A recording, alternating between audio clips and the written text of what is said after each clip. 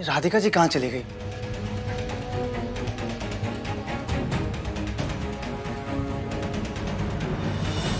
देखिए रानी, इस शैतान के साथ आपको अकेला छोड़ के कहीं नहीं जाने वाला हूं मैं।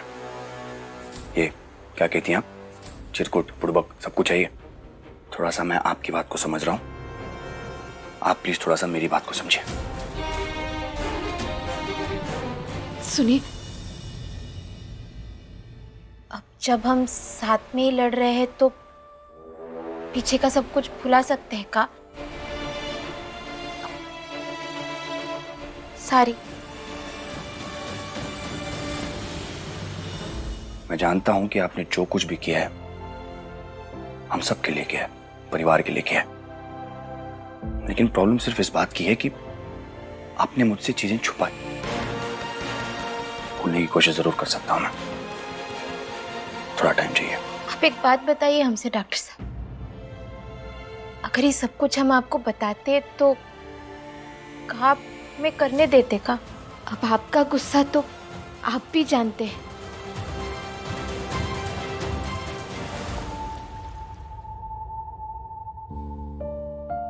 गौर सा, ये रानी सा को मतलब विजय जी को दे दीजिए। थैंक यू शांति। गौर सा, आप छोटे थे तब से मैं आपको देखते आई हूँ। आप इतनी मेहनत करके इतने बड़े डॉक्टर बने हो और आज। शांति, कोई भी मेहनत छोटी या बड़ी नहीं होती, जरूरी होती है बस। ओके? कितना अच्छा लग रहा है मारे को। ऐसा लग रहा है कि मारे सीने पे ठंडी ठंडी बर्फ की सिली रख दी हो। सच में वीर को काम पर रखकर नौकरी देकर बहुत सुकून मिला है मारे को। अकड़ निकल गई माँ सारी की सारी। अकड़ टूट गई लाडे सर, चकनाचूर हो गई माँ। अब ये वीर का बच्चा सारा दिन मारे पीछे दुम हिलाता फिरेगा। मजा तो तब आएगा जब मिट्ठू भी लाइन पर आ जाएगी, फिर तुम्हारा सारा बदला पूरा हो जाएगा। अरे माँ, तू चिंता क्यों करती है? तू देखना, धीरे धीरे पूरा का पूरा रजावत परिवार तेरे कदमों में होगा। अच्छा, अभी बताते हैं। अरे विजया जी, आप तो महान हैं। सूझबूझ का दुकान है, नीचे आप ऊपर भगवान है, इसलिए तो पूरे शहर में आपका नाम है। अरे वाह मास्टरनी, तू तो गिरगिट की तरह रंग बदल रही है। पर हमारी तारीफ सुन के अच्छा लगा हमारे को। और नहीं तो का, आप तो है ही तारीफ के लायक। वैसे आप सही कह रही थी, हमने ठंडे दिमाग से सोचा और ये फैसला किया कि अब हम यहीं रुकेंगे। अब आपका प्यार, सम्मान और सूरज बाबू, आप लोगों ने मिलकर तो हमें भावुक कर दिया। रोक ही नहीं पाए हम खुद को। हाँ तो बस बस, अब क्या रुलाएगी पगली? अच्छा फैसला लिया है तन्ने।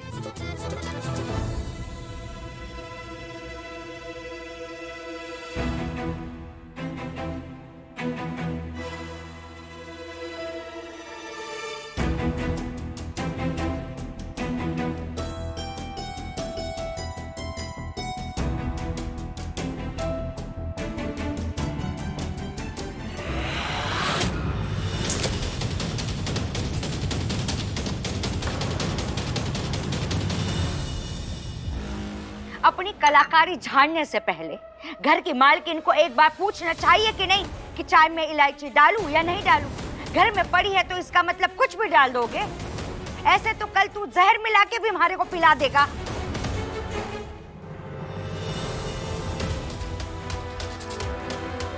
माफ कीजिएगा, अगली बार से ध्यान रखूंगा।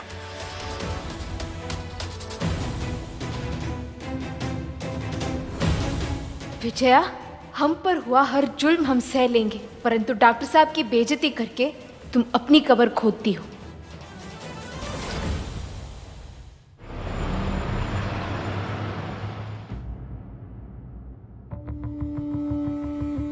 सब समय का फेर है। भैया घूमता है, कभी ऊपर वाला नीचे तो कभी नीचे वाला ऊपर। अब आपका ही उदाहरण ले लीजिए। एक समय था जब रजावत परिवार के पास क्या कुछ नहीं था, और आज के हालात देख लो। कैसा वक्त आ गया है ना। आप बेचारी यहाँ पे सब्जियां काट रही हैं और वहां आपका परिवार अलग संघर्षों में जुटा हुआ है। मुझे तो लगता है कि ये लोगों के बद्दुआओं का नतीजा है।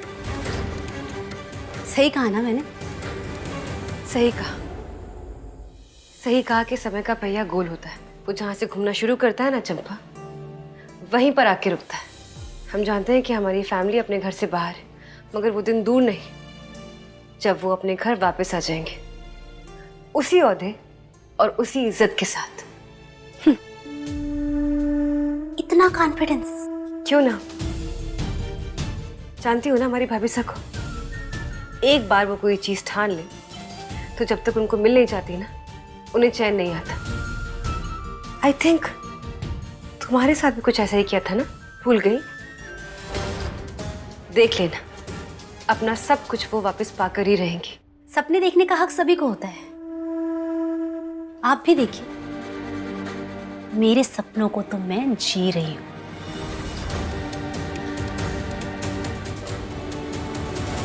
पर भगवान हमारे परिवार वालों को हिम्मत देना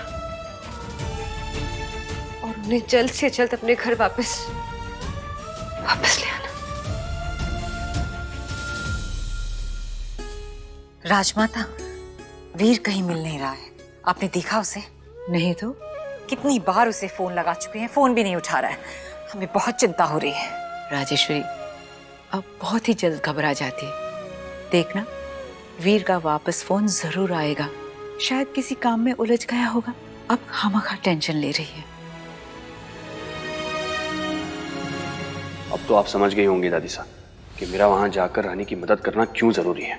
आपका फैसला बिल्कुल सही है वीर, और आपकी सोच बहुत ही नेक। एक पति को किसी भी हालत में अपनी पत्नी का साथ देना चाहिए। अगर आप दोनों एक साथ हैं ना, तो दुनिया की कोई भी ताकत आपको हरा नहीं सकती। मुझे बस यहाँ की फिक्र है दादी साहब। रानी साहब परेशान हैं और वीर, राजेश्वरी को हम संभाल लेंगे। आप बस बहुरानी के बारे में सोचिए, ठीक है? थैंक यू दादी साहब।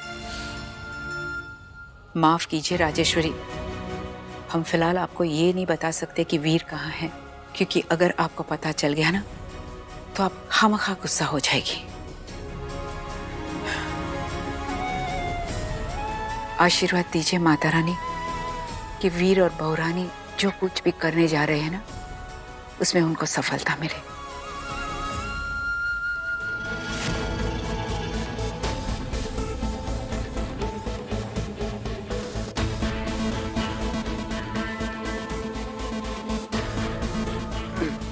हे, इधर आ।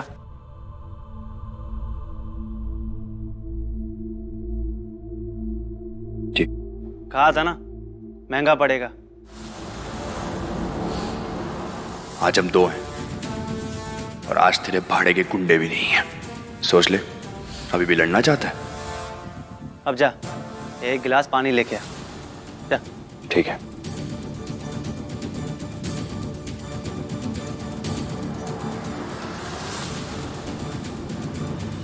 टाइट सा कंटाप तो तुम्हें लगाएंगे बबुआ। इन दोनों माँ बेटे को सबक सिखाना ही पड़ेगा।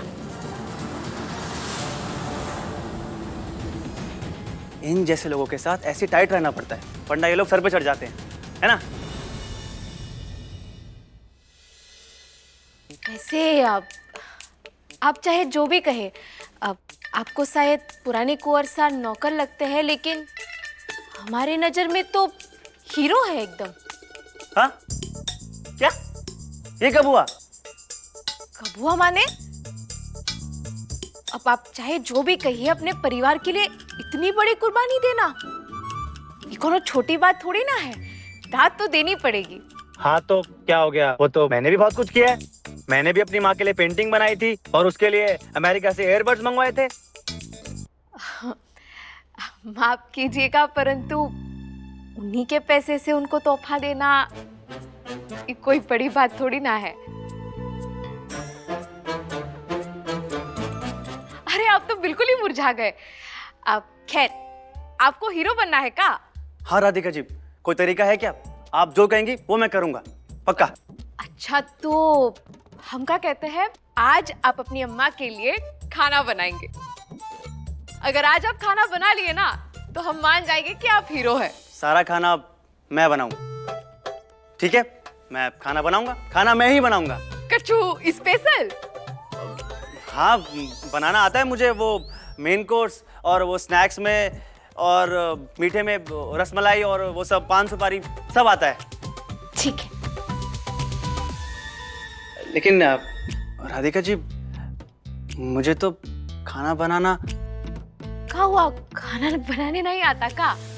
नहीं, खाना बनाना तो आता है, लेकिन वो स्पेशल वाला थोड़ा सा उसमें हाथ तंग है मेरा। अरे तो कोनो बात नहीं, हम है ना साथ देंगे आपका, ठीक है? बहुत बढ़िया, ठीक है, फिर चलते हैं, आइए।